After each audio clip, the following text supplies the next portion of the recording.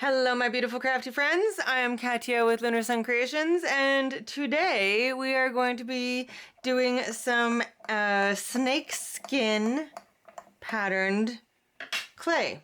I'm thinking about doing a full series about different animal print clay designs. So I'm starting with some snakeskin, mostly because I have an outfit that I want to match some jewelry to. So I've got some white, two different colors of like a gray that have just randomly mixed with different amounts of black and white, and then a smaller piece of black. And I've kind of got them arranged in a Skinner blend. The exact amounts are so not important at all. Snakeskin is never a uniform thing, so some version of that. Even if you only have one color of the silver, or the gray, the main thing is that the white and the gray are fairly big, black is slightly smaller. I'm going to run this through my pasta machine with this touching the rollers on a setting 1. Then I'm going to fold it over and put it through with the folded side against the rollers, and I'm going to do this multiple times to blend it. So probably about 20 times. Okay, so I'm gonna stop here. I feel like that is blended enough. I still feel like I have a little bit too much dark on this end, so I'm just going to cut a little bit of that dark off. And now I'm going to cut this into 3 roughly even sections, stack them on top of each other. Give this a little bit of a roll just to put it through my pasta machine again. And this time I'm going to roll it to make it longer like this. Okay, so that's it on a 1. I'm going to go down a couple more stops, maybe down to about 4 or 5. Okay, perfect. So this is it on a 4. Now I'm going to roll it with the white on the inside, dark on the outside. So I'm going to roll it up, trying to start it really tight so there's not, we don't get a lot of air in there. I hope you're all doing amazingly well. I feel like I haven't been on here quite as much as I would like to. I've been doing a lot of markets lately, so a lot of the things I've been doing have been quite repetitive just because I'm trying to replenish the stock when I sell things at markets. So this is what we've got right now.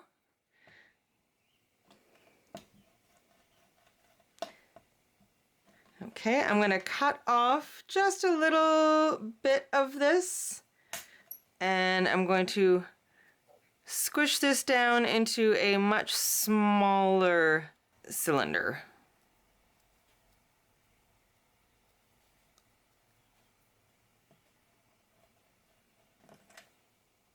Just going to trim off these ends.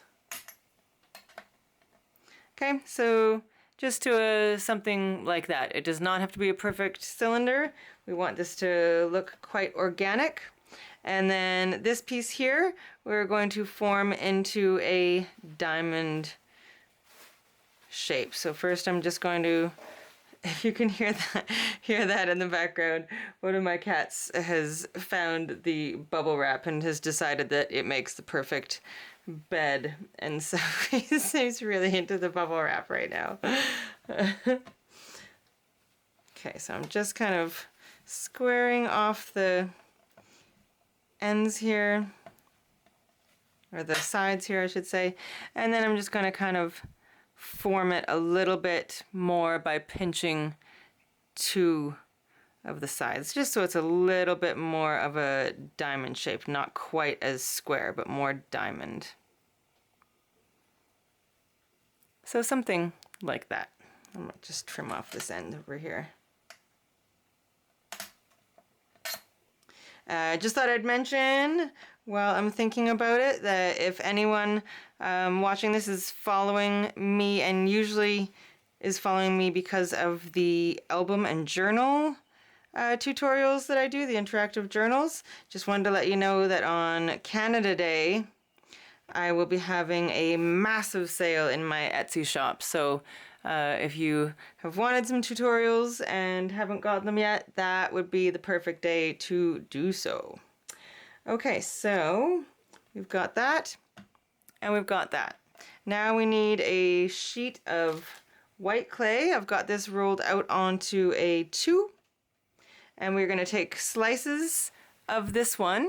They're probably going to warp a little bit just because it's quite soft from my hands manipulating it.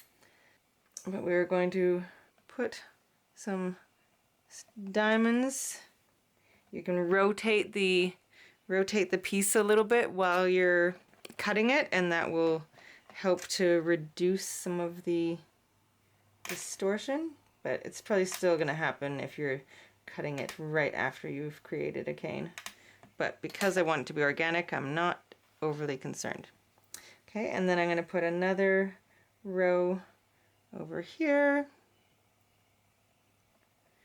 Might twist this one a little bit. I want it to look quite natural. I might put a couple more in the center actually.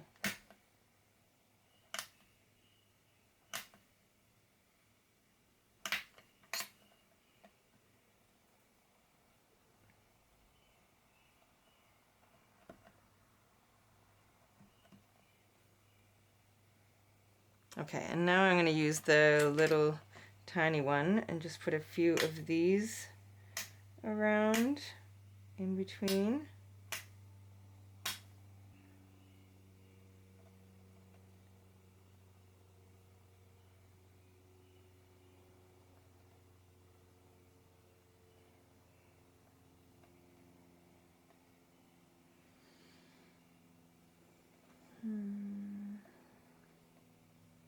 You can use a reference photo if you like. I'm kind of just winging it.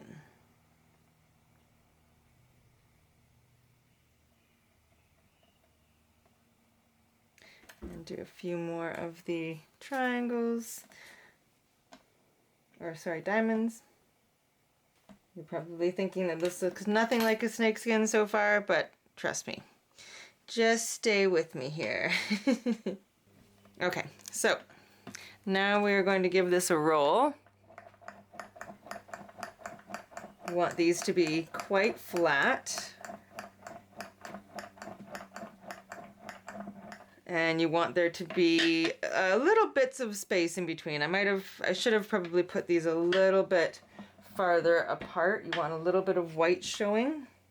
Now I'm going to take a very thin sheet of black. I'm just going to roll that out, and we're going to put the black as thin as you can. So I'm going to probably go to at least a 7, like as thin as you can that is still manageable. Okay, so this is rolled out on a 7. I'm going to lay the black over top of this, trying to get it as smooth as possible. Cut off the excess. Give that a bit of a roll. Okay, now I've got a stencil that is actually supposed to be fish scales.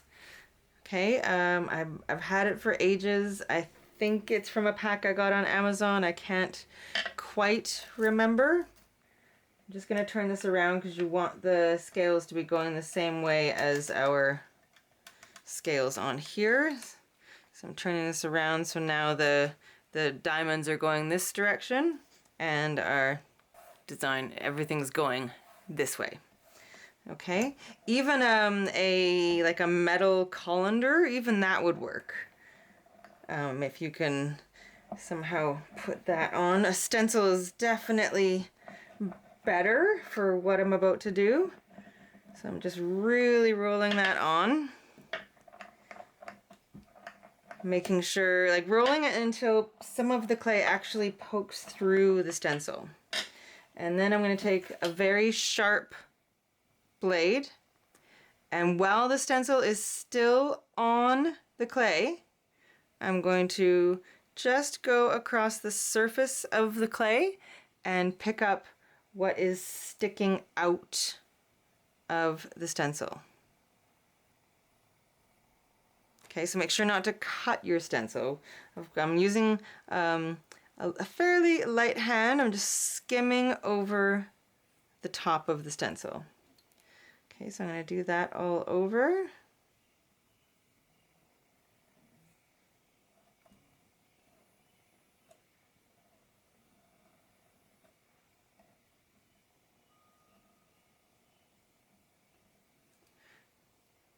Okay, and now I'm going to use my roller and I'm going to push it in there again.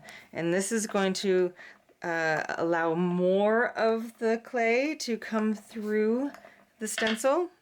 And I'm going to do that same process again. So this is kind of taking off a little bit more. This is a great technique for someone who isn't really good at the shaving technique when you're trying to take off just the top layer. I tend to go too deep when I'm doing that. The Makumagame technique, I tend to go too deep all the time. So I discovered that this actually works really well. Okay, and a little bit more over here.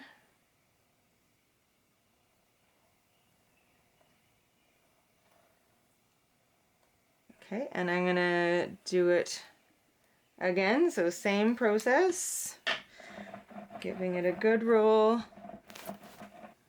and shaving. You can start to see that the pattern is starting to come through now. You can even see in the shavings the pattern coming through. Okay, and I'm going to do it one last time. You should probably clean your roller in between. I'm depositing a little bit of gunk from my roller back onto the clay. I'm probably going to shave most of it off in the next step, but it's probably best to clean off your roller each time. Okay, so one last time should probably do it. And you can definitely do this with any color combo. I just have an outfit that has this kind of color scheme in the snakeskin, so I like the matchy kind of things. I like to have jewelry that matches my outfits quite a lot. Okay, time to reveal. Dun, da, da, da. Doesn't that look cool? There we go. I'll just show you quickly. This was my first attempt with a green color. So this is one where I actually shaved it I took the stencil off and then shaved it. So I actually like this one as well, but you can tell in a lot of places that I shaved too deep. So that's why I wanted to try the stencil. So I think they both work. And if I run this through my pasta machine, it elongates it just a little bit and kind of stretches it out and makes it a little bit more kind of almost scaly. And I like that it's not completely uniform. So I hope that you like this tutorial and you'll give that a try. I think it looks really, really cool, and I'm gonna make some cool pieces out of that. And I hope that you will check out the sale in my Etsy shop on July 1st, which is Tuesday. It's Canada Day, and that's why I'm having the sale to celebrate Canada. And it's for that one day only, so get it while you can. Get it while it's hot. I hope you are having a wonderful day, and I will see you again very, very soon. Sending you huge hugs. Bye.